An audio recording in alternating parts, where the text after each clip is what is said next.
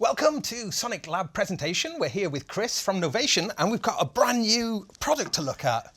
Absolutely, Gaz, yeah. Okay, and this is the SL Mark III. Indeed, this is our latest flagship controller, the latest of the SL range of controller keyboards, but with quite a large difference, I think, this time around. I can see. Right, so the SL range typically has been just controllers with plenty of hands-on control for operating soft synths or hardware.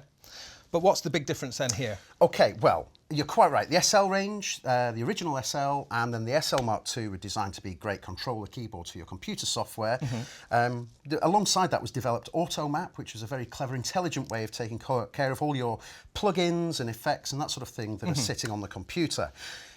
But the landscape has changed a little bit over the past few years, and whilst we're still connecting to the computer and still obviously giving a lot of great control over the computer, the really kind of compelling thing I think about the SL Mark III range is that it's a completely standalone sequencer based in a keyboard as well. Okay, cool. So it will generate clock. It will then be like a central sort of sequencer in a system. You don't even need to have a computer attached. Absolutely, yeah. I mean, I could Right. quite happily unplug the USB cable there and still control all of this gear. Awesome. Essentially, what we've done is we've taken the really powerful a sequencer that you find in the circuit groove box that we make, and we've kind of bumped it up a bit, given it a bit of a buff up, and then put it actually into a keyboard as well. Okay. So what we actually have is we have 8 separate parts. And on each of those parts, I have a sequencer lane here. Wow. Each part also has 8 patterns, and I can use individual patterns, or I can chain the patterns. Again, very, very similar to the circuit workflow.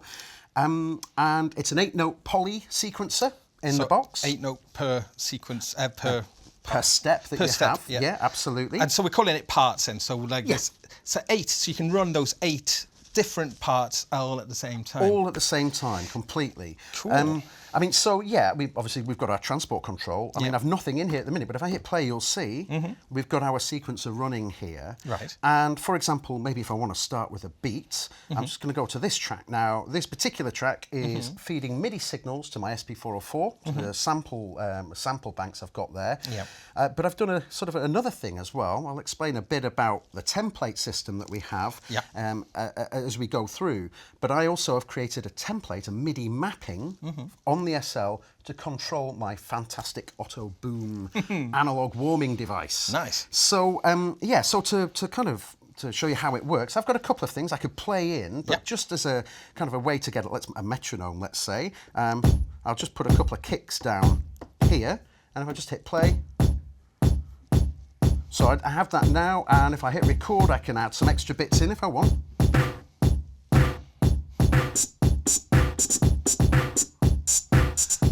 Some other samples. So very quickly, you can just create this beat. And that's all just using just one of the 8, like because you can have 8 MIDI notes per. So that, in that case, drums on top of drums in the same sequence. So so from a drum point of view, obviously these are just MIDI notes that are being sent to the SP here, but I can layer up to 8 notes on one step. It's 8 notes polyphonic in terms of the sequencer. Okay. So for example, here we have the peak. I think this is a unison patch, so it's going to use all 8 voices of peak straight away. But I mean, again, if I wanted to, I could actually have great big kind of nice 8 voice chords playing directly through the peak using all 8 voices of that as well. And then presumably you can sequence parameters of the peak as well? Absolutely. So so I mentioned before about the templates that we've got. I mean, if I kind of just show you a little bit, perhaps with the beat that I just created there, I have a low pass filter here. Now, if I go into record, I can just use that to kind of play with it. Let's just get the mix up a bit. So I'm just recording that now, and you can see now it's captured the automation in there. I could do the same with the drive, perhaps. Get it. Cool.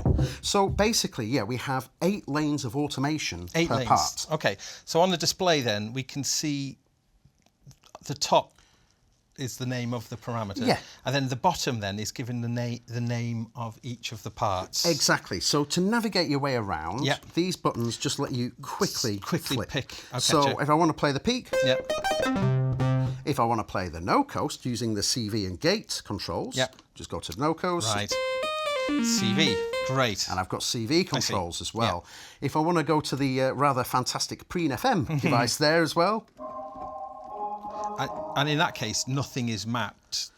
In this case, Preen. yeah. So I haven't spent the time in creating the template here, but one thing I should probably show you is our component software, because this is actually where we can create the templates. Okay. So here is the component software. Right. Familiar to the users of the circuit and circuit monostation. Exactly, yeah. So this is like our management software for circuit monostation, the peak as well, Right. and also now for the SL Mark III as well. Excellent. So it's a central point that allows you to, well, basically create mappings for the device. You can also store all of your sessions. Store it all on the cloud. Yeah. So yeah, it's in standalone form and in the cloud as well. Standalone and cloud, excellent. Absolutely. Right. So, so actually, the cloud is a very useful tool because, of course, it doesn't matter where I am in the world. All I have to do is log in, and I can just turn an SL Mark III into my SL Mark III. So, cool. that's kind of a nice thing as well. But just to show you, so this is kind of the sessions page, Yeah. and this is where I can get my sessions from the SL Right. Mark III, and basically use this as a librarian for all the stuff that I'm working on. I also have a list of templates as well. Cool. Now, out of the box, we'll have, I can't remember the exact number, it's about 20 to, I think, maybe 24 templates of various different things. Hardware. Hardware mappings that are already in here. Yep. In fact, I'll just quickly show you that on the unit itself. So if I press Shift and the Sessions button with templates written above, that takes me to my templates menu. And this page lets me basically set up what I want where. So we've got a whole load of templates already prepared in there. We'll go back to, what was that set to? That was the Preen FM, which oddly enough doesn't have any, any template information directly in there. But what you can see is, though, I can also choose where the MIDI is routed. So I can choose it to go from USB, Right. from DIN 1, so MIDI DIN output, but also there is a second output if I choose it to be an output. Right. So the we can run second two. DIN Yep. can be MIDI out or through. So great. We can use two outs. And in this instance, I'm using two outs, which is pretty useful. We'll stick it back to DIN 1 for now. And also, I can choose to take it from CV gate outputs 1 and CV gate outputs 2. So we've got two sets of CV and gate. Yes, yeah. So and a clock out yes, as well. there's an analog clock as well. I mean, we've pretty much thought of every type of a combination that you would need. And mod, CV mod. Yeah. So, Nice. I mean, the CV and gate, I guess I'll come to that in a moment in terms of how that's configured.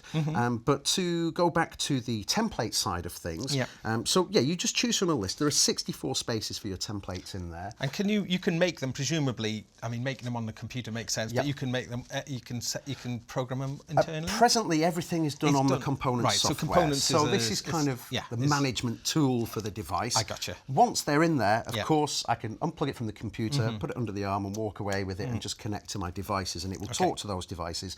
But to actually create the templates is done directly in here. Okay. Yeah. But just to very quickly show you the template editor, because, of course, there's a lot of control on the top here. So we've got 8 rotary pots, we've got our 8 faders, we have 16 buttons here. These are all addressable in our templates, but also I have 16 pads. Now, obviously, if I hit play, there are sequencer pads, and this is how we manage the sequencer.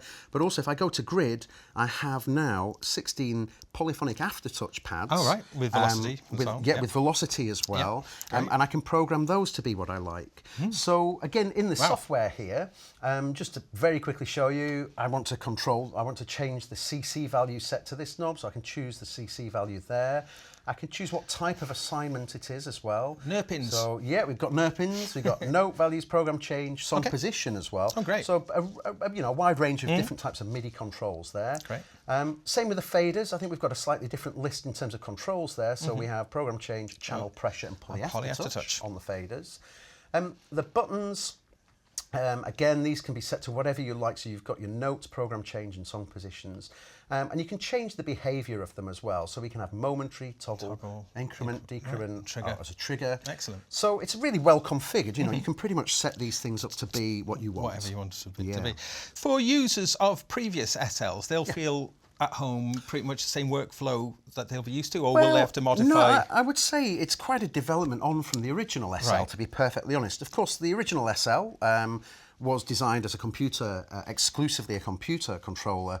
This is now designed as really kind of the hub of the whole sort of system. So the computer is kind of... This is great. This really appeals to me. The computer is just a thing over there. Yeah. It's not the be-all and end-all. Yeah. And in fact, so this becomes more like the centerpiece. The computer is just like almost relegated to the same. Well, exactly. I mean, you know, that's... As I've been working on the SL, one thing I found is, because I've always just been working on hardware for a long time now. Okay. And the computer's been a big tape recorder for me, essentially. But of course, the power of you know, DAWs and also all the different synthesizers and sample packs, if you like, and that sort of thing that you can get in there. I mean, I'm now seeing this almost as just being an ultimate sound module, in a way. Okay. A general purpose sound module. Yep.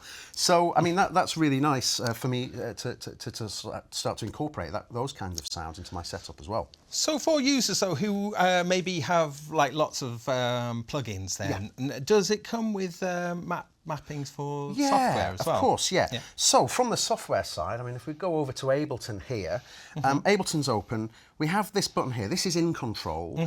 This is the name that we gave to the way that the launch keys controlled Ableton. I see. And if we go to In Control now, you'll see the screens all changed. Okay. The 5 screens changed there. And now I'm getting nice strong feedback from Ableton. So, for example, immediately, if I just open up the Labs plugin here that I've got, we can see now I can just instantly take control of these devices. Okay. You know, so I mean they're just sitting there nicely in the background for me. Should mention those Labs from Spitfire Audio are completely free and really worth getting. Really good. Really good. I do like them. Yeah, in particular, the soft piano one. Beautiful. I think is superb. It really is good. So what we're looking at there, is that just a very small clip launcher then of just pretty much. I mean, I don't have any clips in this particular Ableton setup. Oh yeah, but we can see the red outline. Yeah, you can see the red box there.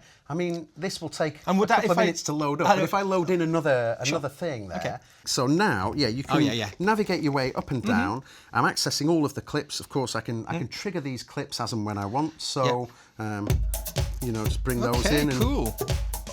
And so, of course, the other great thing is that I have this kind of dynamic control over it. So here I go to my thing that's labelled Tops, and I've got a couple of devices in the Ableton lane. So if I press Options, I can now access. And if you look at the blue hand on the Ableton screen there, that's moving around. So let's go to the filter. And if I just start to play around with the filter, terrific. So that's automatically mapping it for me, and that's essentially how the mapping with In Control is happening with Ableton. And then this little panel over here, that's showing our mutes and solos, and the little colour icons underneath. Indeed. So we've got LEDs above the faders, if you like. So as I for increase, intensity. So you get a more intense intense colour the further up there, and also that's a great way of actually getting a bit of visual feedback from automation as well. And you can see which track it is by its colour. Yeah. So the colours are kind of mapped on there as well. These buttons, I would call them dynamic buttons. They kind of change their purpose depending on where you are. So currently, we're set to mute and solo. So you've got your standard kind of mute solo type control, as you would expect. But if I go down, I also have record arm. Oh, neat. So I can record a couple of things, or, you know, I can basically use that to move around and prepare to record into. But I've also got a control for the monitor as well. So I can move between off, auto, and in. And so, you know, it's basically giving you all the types of controls that you have on the mixer there. And then we're just a single button press, and then we're back to our kind of hardware hub kind of situation. So if I don't want to play on Ableton, but I want to start to play the peak, there we go. There's the peak. Great. So if we were to go from an initial setting then, just like a completely, like a fresh pattern with with nothing in there, and we could then decide which instrument or is on each, and we can have all of these saved. And will it save? Will you save it with its MIDI values, or will you have to set that up per? Okay, so I mean, just to show you, if I go to my sessions, I should say we have 64 sessions in here. Right. And sessions are basically, if you're familiar with the circuit, you'll know that as being basically your song, if you like. So I have 64. They will be able to be coloured at some point. One thing I would say is this is on an early firmware at the moment, so there's still a bit of work going on, but we will be able to colour code the sessions. Cool. So just one thing then. So a session essentially is 8 parts, and each one, and then 16 patterns of. Okay, so a session is 8 parts. So let's start with an empty session. So if I go to my steps page, now I have 8 parts. Yes. Each part has 8 patterns. Right. And again, as in the circuit, you can either have a single pattern or you can co-join patterns and make pattern chains. And each pattern has 16 steps. Each step has the potential for 8 notes. And also, there are 8 lanes of controller for each part as well. Right, okay. So, you know, there's a heck of a lot of MIDI information going on there, coming out of a DIN output. So, you know, it's a pretty powerful system. One thing that I'd like to show you as well is on the steps page we have an option button. Now in the option button, this allows me to access velocity values for each of the steps. So I've got now steps 1 through to 8. If I go down, I've got steps 9 through to 16. How do we adjust those velocities? Okay, so if I've got a note on there, there it is. There's the velocity, and so then the controller at the top. I can just use that now to kind of change the velocity value of that particular note. If I want to clear the note, just simply press clear and tap it. It's gone. Gate as well. So let's do the same thing. I have a single step there. I could go down to a 1/6 of a tick of a step, or I could go up to full 16 steps. So that's a nice, obviously long note. We also have this pattern page, and this for me is a very, very powerful page. This is a development really from what we have on the circuit. We can choose the start position of where the pattern starts. Oh, that's cool. The end position. I also have a direction, so if I just hit play, there we go, nice note. Let's clear that out. But actually, no, we could put something in, couldn't we, just so we can hear it. So I'll just hit record and then. So mono sound there, tried to play a chord, never mind. Okay, so I've got forward, backwards, and I've got ping pong as well, forwards and backs, and then random. And then in real time then we could just sort of like make that really just absolutely. like a and change the length of it so we can kind of now we're getting very random. So anyway, but the thing that I really love about this page is I have a sync rate per pattern. Yes. And this is really powerful because, sure, I can increase the resolution. I can have it 30 seconds. Super fast one. Maybe I should change the sound, but anyway. Or I can bring that right down to quarter notes. Nice. Now, actually, I'll just clear these sounds out. Really cool for chord sequences. Exactly. So I could kind of... let's go back to... that's right. Of course, I'm now in a different template now. So what I'll do is very quickly just open up the peak. So there's the peak template for me. Great. And now... and then everything's mapped there. Absolutely. Right. But one thing I need to do is just to turn off the CV there as well. I don't need the USB on, but I am using MIDI DIN. So now... okay, so it's a bit quiet because the filter's down, but if I bring the filter up here... I'm controlling that. So I can just... let's clear that note. And now... And I'm just going to...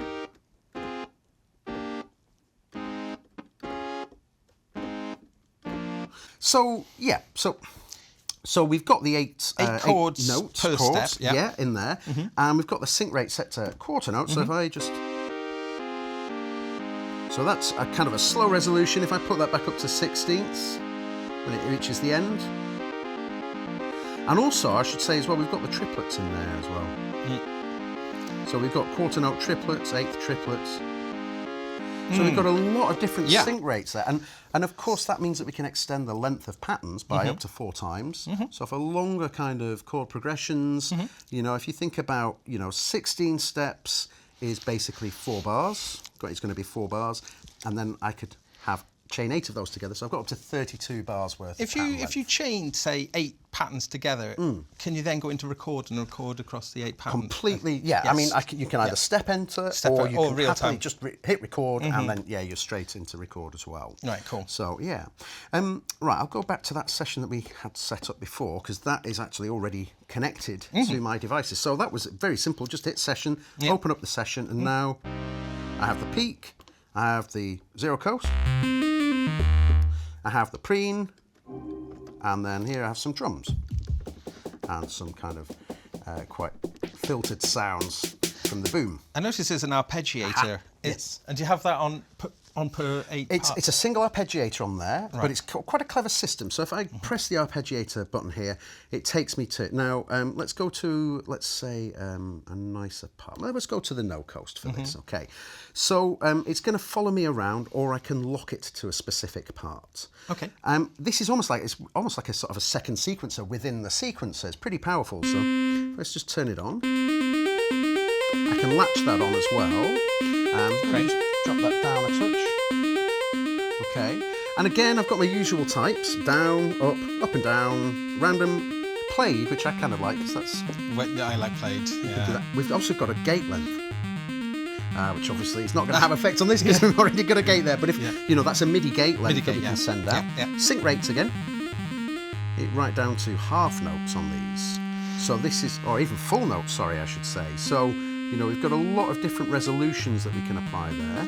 And when you had it on like follow, then you could just jump to the different things. Yeah, I could just move to a different thing. Yeah, and if it's on selected, it will just follow me around the different setups that I've got. Yeah. Okay, so that's kind of nice. But let's just get another thing on there. Now, each one of these represents whether the arpeggiator step is triggered or not. Nice. Yeah. So it's more like a sequencer again. Yeah. So we've got. So again, we've changed the octave range maybe, and again we can change the length. So let's go to a weird 9. So, you know, you've got a whole variety of different things that you can do just with the arpeggiator as well. That kind of is a nice little link to these buttons. So there are some other really quite nice features that we have on here. For example, the zones. I should certainly mention the zones. Now, it brings into these lights. I've been noticing these lights. Of course. So one thing, we've got all these wonderful LEDs above each of the keys, and this is really powerful really for the good zones, for and also for the sequencer, of course. So we've got, I've got a new Ableton thing, again using those fantastic Spitfire sounds, and on my SL I've got Ableton set up here. Now this isn't Ableton control. No, this is me using basically a lane, if you like, from the SL to control the devices here. 2 of the parts of our available 8 parts. So if I go to my templates, I should see that this is set to MIDI channel 6, which is perfect. This one is set to channel 7, which again is perfect for what I want to do. Let's go to the zones menu. Now, zone 1, let's choose the, that's on. Let's choose the active part to be part you choose the part. 5. Okay. And let's create a nice sort of range for it there. So yeah, seeing those lights. Yeah. Actually, what I'll do is, we'll go to part 6, then I can have the strings below the piano. And the colours on here are matching the colours we've designated the parts. So yeah, exactly. So if we go back to the steps page, you'll see we've got the yellow and beige there. And there's the beige, and if I go back to my zones, this is kind of our beige colour. So if I go to zone 2, and now I shall choose this destination part 5, which is, let's see, 1, 2, 3, 4, 5. This one. Okay, so I will turn off zones 3 and zones 4 for the moment. And now, if we go back and turn zones on, hang on, yes, I do need to set here the key range, so we'll go from that C sharp. Cool. All the way up to the top. Nice. And now, if we go back, you'll see the key range is set up. So I should have piano, and then the strings from Ableton. Okay. I'm starting to see the power of this now. So in the zones, then I'm presuming we can have up to 8 zones. We've got 8 zones. So one thing that we could do, and this would be a nice little thing, is I've got the zero coast here. Why not just use the top octave for the zero coast? And then address that with CV? And address it from the CV outs here, of course. Okay, so you can mix and match. Yeah, we could. Yeah, it doesn't. You know, the thing is, it's USB, MIDI, whatever you type want of control you want, it's all there. And now, should mention actually, looking at this now, this range of 49 keys, is it going to come in bigger models? We have two sizes. We have the 49 key and we have a 61 note as well for the 5 octave. Right. So it's those two sizes. Okay.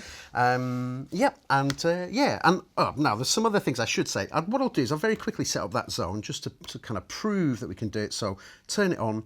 Destination part 2, and now we'll go right up to the top octave here, up to the top, and if I just bring that one down now. Oh, those lights make this kind of thing so much easier. Yeah, it does, although we've got the same colour for both of those parts there, but no matter. Can we change the colours? Yeah, so if I go to my templates here, I'll choose the pink, the the purple. Oh, it was the no coast, wasn't it? So let's go make that purple. Let's make that, that colour. Oh, yeah. Now you can see we've got a nice layout there. So nice. Strings, piano, and no coast. So all from one controller. So again, from a live perspective as well, this is a really powerful way of being able to kind of have several different instruments around you, but just instantly manage where you are. Play them all together if you want with the zones.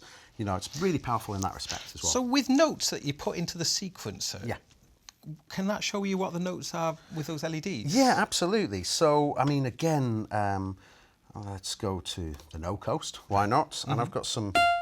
In fact, if I take zones off, we'll get the whole range of the instrument now. But oh, I see. So zones literally is just to toggle it on and off once it's set up. Yeah, absolutely. Currently, on the one that we have, we press Shift to turn it on. That's actually likely to change, so that will just be an on-off button. Okay. But yeah, so I've just got some steps on now. If I hit play again, you can see the notes are coming back to and me. And then if you stop that, if I was to hold it, will it then? It shows you where the note is. So that means that I don't like that note. I want to change it to, I don't know, an F instead, or an E, or whatever.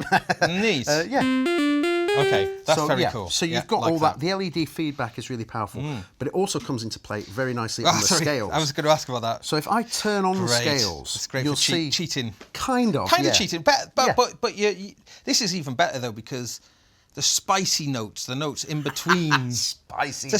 You I like can that. still. Well, that's a problem with a lot of these scales things. A lot of the time, like the passing notes, if you can't get the you know what your key notes are, but you can still do your little chromatic. What you've got is a really nice choice of how to control this. So if I go to scales. So I can choose my root notes, you know, it can be whatever I want. We'll keep it to C now. I've got a whole range of different scales in there as well. So if you want, I don't know, a bebop Dorian, it's there. We've got you covered. An educational aspect to it as well. I would say so, absolutely. Now we're into a major here, but this is the thing that is interesting because I can snap. So that means that now C sharp is in C major. Okay, so it'll snap there. That gets rid of your spicy notes. Indeed, or I can filter them out. It won't play them. Or if I want to kind of just learn a little bit more about scales, how they're configured on the keyboard, but I still want the option of making the spicy notes. Exactly.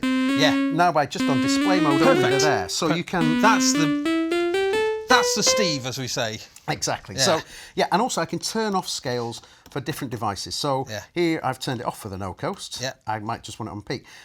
But the great thing about that is, for example, if I have drums from something like this, which are all on MIDI notes, maybe if I'm doing transposition stuff, then I don't want the drum sounds to transpose as well, so I can kind of keep that out of the range of the scale. Okay, cool. So you've got quite a nice way of being able to manage it all there. And again, we turn that on and off here. Great. So, I mean, powering options then, something I was going to ask earlier, has to be powered off mains. I mean, there's a lot of stuff going on in here. We've got a lot of LEDs, you know, we've got 49 of them on this one, 61 on the other one, and then of course all this stuff. So it does require the power supply there. We've got sort of like... got coloured modulation, and again, you change the colours. Oh, they follow. They follow as well. So you've always, one of the great things that I've really found about Circuit is the colour indication just lets you know exactly where you are. And, we've got that on here as well. So, we've got all of that stuff. On the sequencer page, we've also got mute solos here as well. And I think this is a really neat thing. So we have both mute and solo states. So it could be that I just solo this track, But whilst that's soloed and playing, I can kind of set up a mute group. Your mute groups, yeah. So when I come out, I've got a mute group already prepared for me. So that's a nice way of being able to manage kind of the sounds. If we were to step down... Yeah, so if I move down, I'm actually now into the template page here. So, for example, on the peak, I know that this should change my oscillator type. On the peak. Okay. So these are kind of switches that have been programmed up in the template package. Okay. And then if I move up, then I've got my mute and solo. But the great thing is we've got this fifth screen. The fifth screen is giving you the... and this is telling us what these labels are doing, these soft labels, Great. And we haven't even really talked about the faders there. Well, faders, you know, they're faders. I mean, on the peak one, I think these are oscillator values. Right. Let's see, are they... Okay, maybe they're not mapped on this particular version of the peak one. Let's see if I've got one further down. No, that's it. Okay, so they're not mapped on this particular one at the moment. But yeah, do you get a visual indication from the settings? Yeah, absolutely. Of those? So, there we go. There it is. So it must be set to pickup. It's set to pickup. Because normally I don't use pickup. But basically, you can see the intensity change. And of course, again, if I kind of the intensities of the light of the LED lights. Yeah. Just quickly record something and hit record. Oh wow! Let's just mute out the no code. So I've got here now peak playing. Yeah. So if I record that now, you can see these are also going to indicate that change for me as well. Okay. Let's just pick these up again. So do they use up some of your 8 automation lanes? Yeah, so I have 8 automation lanes per part. Yeah. If I go to my patterns view and then options, I can see what lanes are being used. Right. So I'm given that information. Now, if I press clear and waggle it here, yes, that's going to remove that lane for the whole part. Yes. If I do it on the steps view, it's going to remove that controller lane just for this pattern. For the pattern, right. So you can manage whether you clear all the automation for the part or whether you clear it for the pattern. Okay, so and then I think probably coming to the end now. So just wrapping things up. I mean, I noticed so tempo. Have we tapped tempo options? We have a tap tempo here. Lush, so and then a master swing amount. A swing as well. Can go pretty crazy with that, up and down. A swing sync rate. So great. I mean, often missed out that one. Yeah, often a sync rate would be set to just 16th, so you just swing every other 16th, but we can move that down to 8ths or even triplets for some pretty wonky rhythms. But you've got the choice of doing that as well, of course. Great. A couple of last things on the global side. We've got different velocity curves, so we've got a whole variety of different velocity curves there. MIDI clock in, if I want to clock from something like Ableton or an external device. MIDI clock out, of course, passing out. I also have a choice of pulse per quarter notes as well, so I can go up to 24 pulse per quarter notes. So we can get our Volca on 2, I think, isn't it? Absolutely, yep. So you've got, basically 1, 2, 4, 8, 24. So you've got a big variety there. That's actually, you can use that as a... absolutely. As a Again, that's kind of a live tool. Thing, yeah. Great. MIDI out, I can choose that to be through or MIDI out. So, MIDI out 2. I can choose to have the standby animation on or off. Fader pickup off. That caught me out. So the fader pickup's there as well. Yes. If I move down, I can basically turn on and off various different aspects. Okay. I can assign specific CV values to the mod outputs. Nice. That's probably something I should just finally kind of show you. But here, I've just... So I'm basically just controlling the overtone and the multiplier on the no coast there, just as a very kind of easy thing to kind of demonstrate. And again, I could hit record and start to manipulate and actually record those controller lanes going in. So really what we're looking at here is, and could well be the centerpiece of a live or studio rig, where, as we mentioned earlier, the computer could be relegated to being just a sound module. And USB, MIDI and CV all coming together, all being able to be sequenced, all from the one place. Very neat. Completely. I think the thing about the SL is it can be what you want it to be. It can be your computer controller. It can talk to that world very well. It can be your hardware sequencer. And, with a couple of smaller exceptions, it's really the only keyboard system that I know that features, fully configured sequencing on there. And of course, it's going to speak to our, into the modular world as well, with the CV gate and the modulation output, the analog clocks there as well. So and to reiterate as well, those 8 parts, they're all polyphonic if you want up to 8 notes per step. Absolutely. Each of the 16 steps can hold 8 different MIDI note numbers. Excellent. Oh, so pretty much wraps everything up. I guess what we need to know now is pricing and availability. Well, of course, yeah, indeed. So the SL49, 49-note version, will be $599. Excellent. The 61-note is going to be $699. And basically, yeah, they're going to be in stores in the coming weeks and very, very soon. So, yeah. Brilliant. Well, thanks, Chris. Thanks very much for coming in. And thanks for watching, everyone. Catch you next time. Thanks a lot.